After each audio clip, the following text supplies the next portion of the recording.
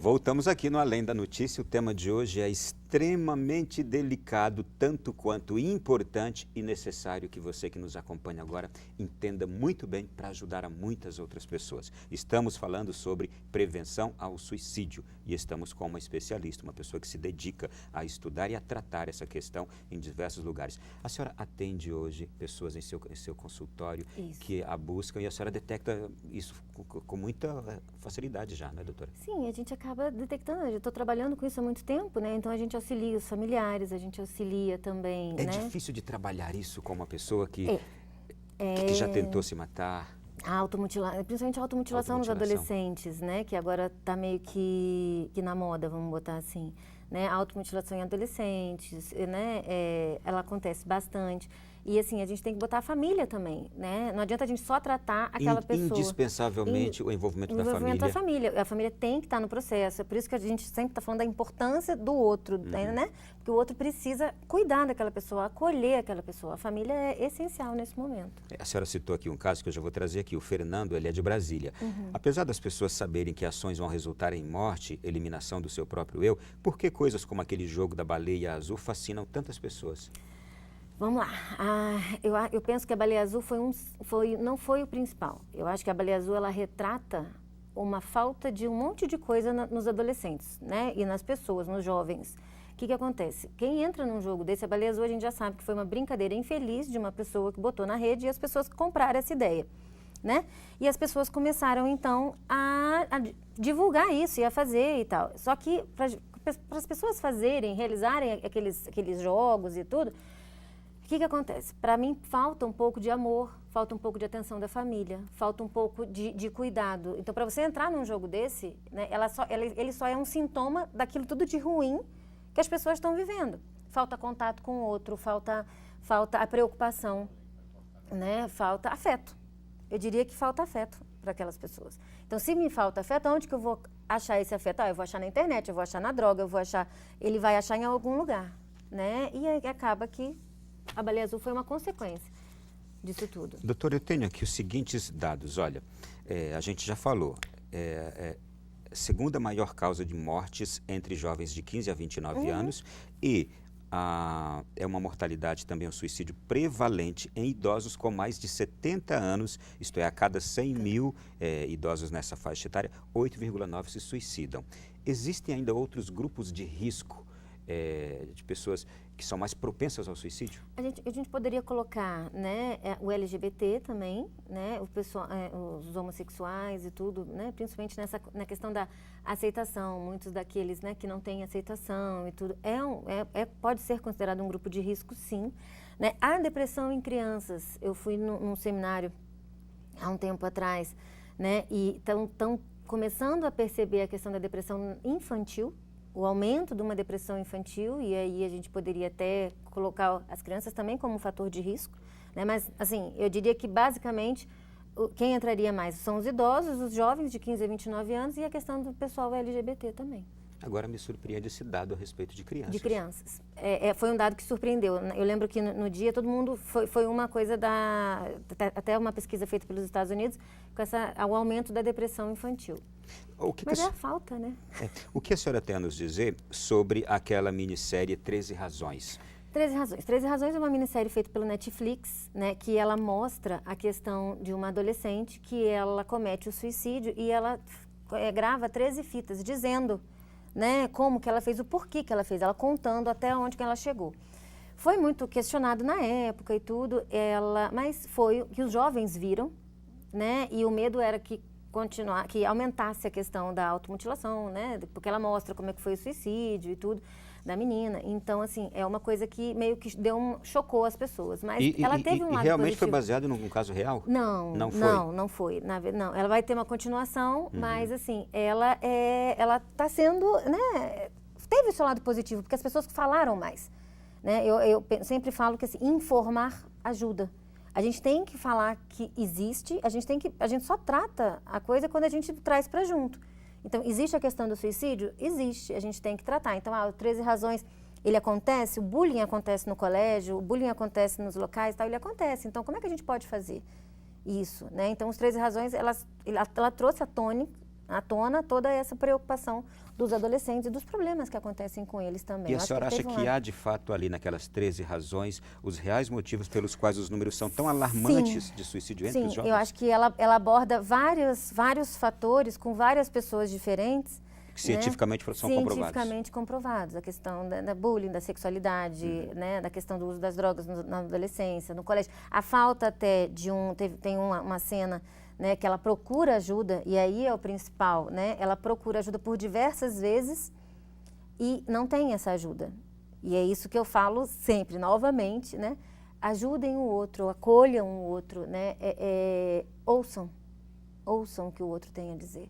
Às vezes a gente perde a oportunidade, perde uma vida, porque a gente não perde aí 5 minutos, 10 minutos conversando com a pessoa, né? Tirando a pessoa daquela sensação ruim que ela se encontra. A senhora já está respondendo, mas eu vou fazer a pergunta da Rejane, de Formosa, Goiás. Ela, boa noite, quero saber exemplos práticos de quais sinais os jovens nos dão e que quando precisam de ajuda contra o suicídio, né?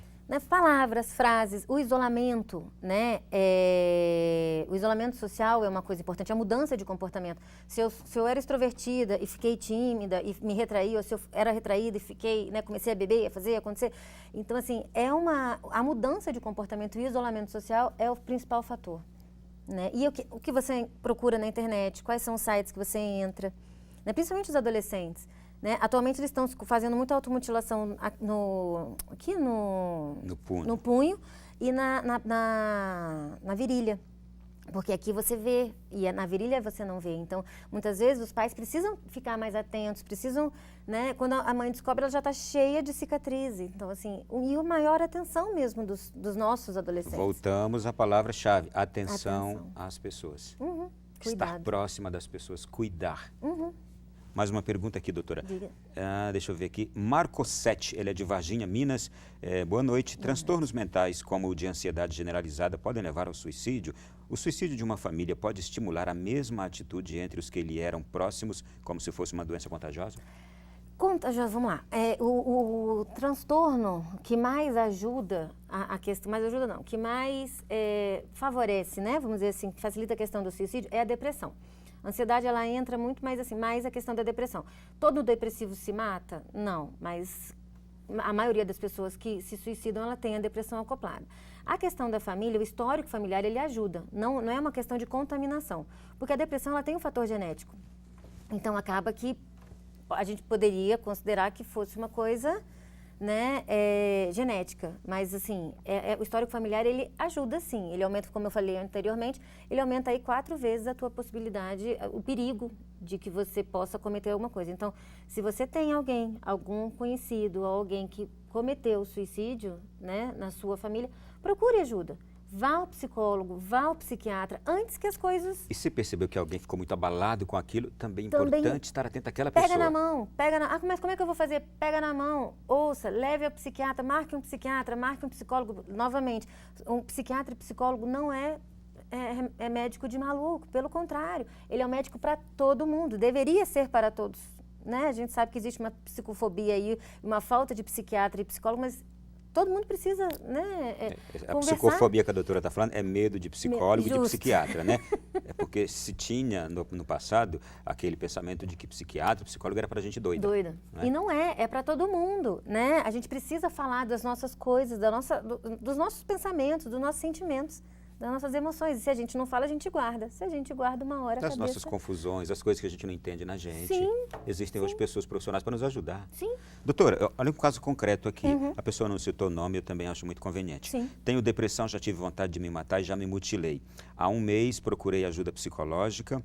Os pensamentos ruins quase não tenho mais e não me mutilo mais também.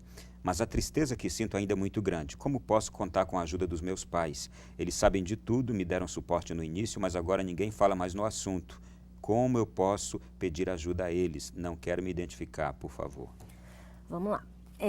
Que bom que você comentou, né? É sempre muito legal a gente falar, né? Até do que acontece com a gente e tudo. Fico muito feliz. E você foi muito corajoso, ou corajosa, né? Então, vamos lá. Eu diria que, lógico que no primeiro momento acontece sempre um cuidado maior. Quando um fato desse acontece dentro de casa, as pessoas geralmente, é como se isso não acontecesse, de repente faz, todo mundo olha para dentro, né? E você fica mais na atenção, protegido, se sente mais protegido. Quando as coisas vão acalmando, as pessoas começam a viver a própria vida e tal e acabam esquecendo. Quem sabe você não chega para sua mãe e para o seu pai e diz assim, olha só. Talvez até também esse afastamento das pessoas é de deixar que a pessoa sinta que estão confiando nela, que sabem que ela não vai mais voltar. Que não vai voltar a fazer e tal. Mas ele ainda está, a gente percebe que ele ainda tem uma certa insegurança, né? Então, quem sabe, e assumir para eles e dizer assim, olha só, eu ainda não estou muito legal. Ainda não estou legal. Eu preciso de vocês. Estou muito frágil ainda, eu quero que vocês continuem perto de mim, não me deixem só. Não me deixem sozinho, eu quero vocês perto de mim, eu preciso desse apoio, eu preciso do colo. Colo é importante em todas as fases da vida. É porque, na verdade, a atitude de se afastar, muitas vezes, pode para não ficar constrangendo a pessoa. Sim, e dizer assim, vai que a gente está... É como se fosse assim, vai que a gente está aqui observando, né? A gente está aqui cuidando, mas para ele, às vezes, a sensação não é a mesma. Então, e os pais precisam saber, porque às vezes eles estão fazendo uma coisa e estão dando um tiro no pé, vamos dizer assim, né? Não está sendo legal. Né? Então, procure seus pais, converse com ele e diga, olha, eu preciso de vocês ainda, eu ainda tenho... né, uma necessidade de colo. Doutora, um outro detalhe aqui que eu gostaria de abordar com a senhora, aliás, alguns detalhes que estão na pesquisa de setembro do Ministério da Saúde. O meio mais utilizado é o enforcamento, 66,1% entre os homens e 47% entre as mulheres. O segundo meio é a intoxicação e o terceiro, armas de fogo. A senhora tem alguma explicação para isso? Vamos lá. O acesso a meios, a questão do suicídio depende muito da questão do acesso a meios, né? O meio mais fácil, a arma é mais complicada a gente comprar, né? A questão do enforcamento é porque é mais fácil mesmo, né? Então você tem, né, um acesso maior, né? E então você é mais fácil. Então acaba que você vai e é mais tranquilo de fazer. Existe uma diferença. Mas a gente fica pensando, mas parece tão mais doloroso, tão mais... Mas é porque o que acontece? Mas eu volto àquilo que a senhora falou. Eu acho que a pessoa está no desespero, então ela nem pensa na dor, não pensa no sofrimento. Pensa, ela quer tirar aquela dor que ela está. Então, assim, o que é o mais fácil? Qual é o meu meio mais fácil e mais tranquilo? Existem alguns simbolismos na questão do suicídio, né? É o dentro de casa, é o perto do trabalho. Então, querem significar alguma coisa. E no desespero não se pensa, né? E no desespero não se pensa, justamente, né? O transtorno da depressão, ele causa uma certa confusão mental que você acaba fazendo as coisas sem pensar.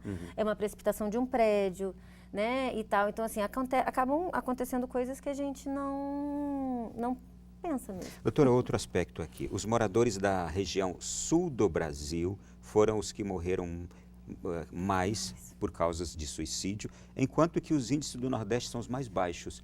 Como explicar isso? Existe uma inferência, né, que diz que o suicídio ele tem uma questão do frio.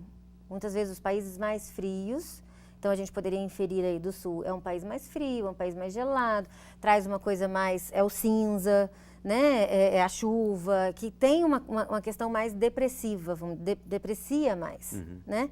Então, e mais introspectiva. Mais introspectiva e tal. Enquanto o Nordeste é calor e tal, embora...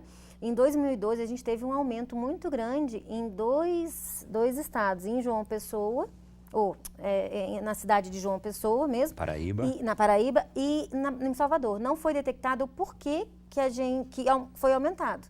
Né? Mas em 2012, na pesquisa que saiu da OMS, teve esse aumento. Agora deu uma diminuída. Né? Mas assim, eles não conseguiram chegar a um denominador comum do porquê que isso aconteceu. Pessoas com pouco conhecimento, e me coloco no lugar delas, poderiam pensar que em regiões do sul, onde as pessoas têm melhores condições sociais, essas coisas todas, que isso, levado em consideração, poderia ser um fator que diminuiria e não que aumentaria essas possibilidades. Mas o suicídio ele dá em todas as classes sociais, tanto na alta, na média. Não há interferência. Não há interferência. O que difere muito é a questão do masculino e feminino. A mulher realmente tenta mais, a cada 20 tentativas da mulher ela comete. Né? E o homem é mais efetivo no que ele faz. Eu estou vendo aqui, olha, as mulheres são maioria na tentativa do suicídio, 69%. E 31% tentam mais de uma vez, as mulheres. O principal meio é envenenamento. Então, as mulheres tentam mais suicídio, porém conseguem menos. Os homens tentam menos e se suicidam mais. Eles são mais agressivos. Na verdade, o homem, ele parte, eu falo que ele parte mais para agressividade. Né? Então, ele acaba realizando as coisas mais rápidos. Rápido. Ele não erra naquele propósito. Não ele vai naquela na direção. Lamentavelmente. Lamentavelmente.